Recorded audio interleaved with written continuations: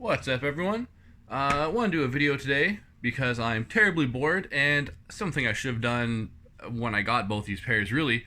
But I want to shed light on the fact that 4D technology is becoming more affordable. At one point in time, like the Daniel Arsham 4D future crafts were like going, out the door onto the street and reselling for like 1600 and ballpark kind of idea. Insane, right? Um, right now, the I guess like the second generation or like the second iteration of the Alpha Edge hit outlets, and it went down from an MSRP of 450 down to like 380, and then they even went like half off. So at least in Ontario, after taxes, it was like $216. And there's a new model here, the 4D Run 1.0, which retails for $300 before tax. So kind of a hard comparison if you look at like the MSRPs, because these have not gone on sale yet, and these have.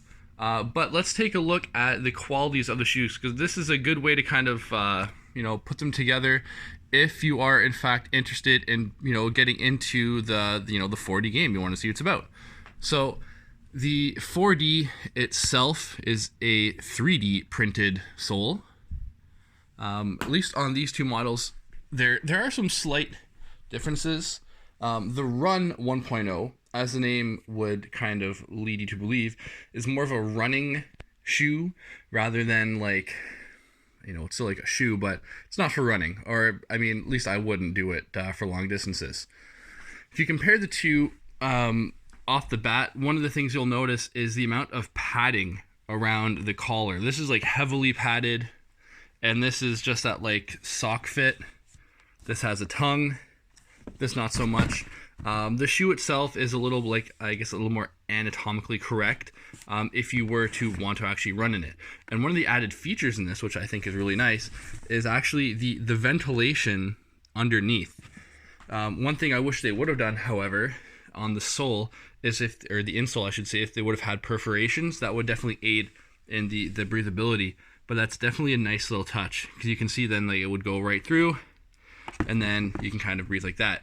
Another shoe company, Geox, has actually been using similar things like that in order to keep your shoes breathing. Especially as a running shoe, like they're gonna get kind of funky and they're gonna smell.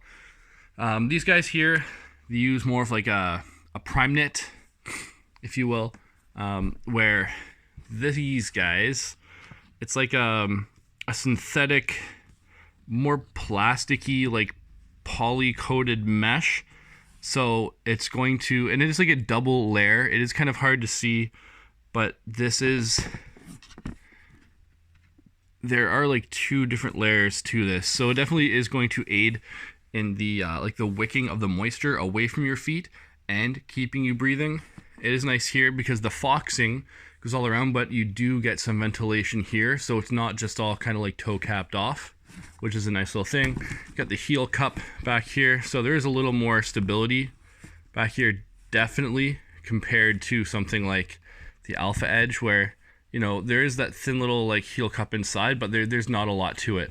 This has a little more structure to it, so if you wanted a running shoe, or at least like a cooler looking running shoe, not a bad choice. You get some some nice little bells and whistles. One of the things that this doesn't have that the Alpha Edge do and many other models is the Continental sole. So this is just going to be Adidas proprietary rubber on their sole rather than the actual like the Continental, which is kind of like what people will pay a little more for. It's a better quality compound. I'm almost confused as why they didn't add it onto these. Possibly because they wanted to keep their the price point of these down at $300 at entry level. If you are looking at like an actual running shoe, if you're a marathoner, $300 gets you a really good technical running shoe. But for the 3D print alone, and like the branding on it, and they're definitely capitalizing on the fact that it's a little bit ahead of its time right now. People will pay the $300 because people did pay $450 for these guys and other shoes similar to it. So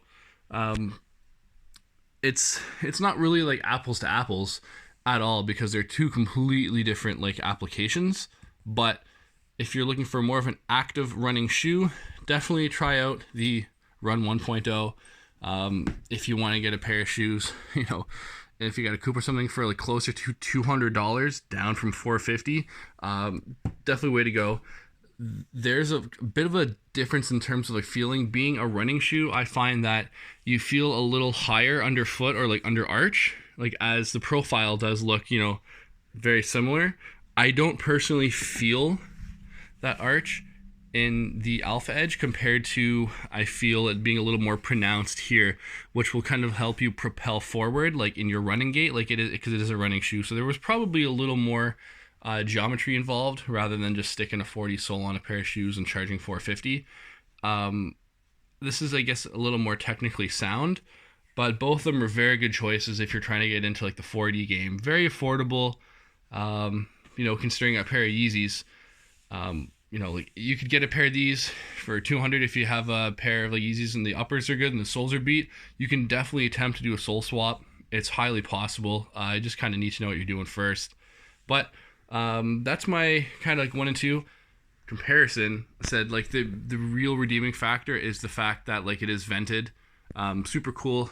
In theory, you could just like take a drill or a little punch and punch out some holes to help with the breathability. But I don't mind these at all. I like the colors personally. There is one out there, looks kind of like the Majin Buu Commanda, I believe was the model from the Dragon Ball Z pack, but it's black boost with kind of like a pink upper. Kind of neat. I don't know if it's still available on Adidas.ca anymore, because I think it was a little more popular because of the black 4D. Some people I've heard are like, oh, I don't really like the green, I wish it was all black. Same thing with Boost, guys. Like, people were complaining for the longest time, like, I want black everything, because the Boost does get dirty and the black kind of masks it. Only time will tell really how the 4D will hold up. It is like I'm not sure if the material itself is like porous, if it's going to just like soak up dirt. It doesn't look as difficult to clean per se, and it's probably easier to like, touch up if you needed to paint it. But that's a video for another day, assuming I even get to that point. But again, thank you for watching. If this helped any of you, definitely leave a like, subscribe, comment. Let's get everyone kind of engaged today. There's not a lot going on. The world's at a standstill, and I'm trying to make a couple videos and get a couple bucks off them. So again, thanks for watching, and I hope you enjoyed.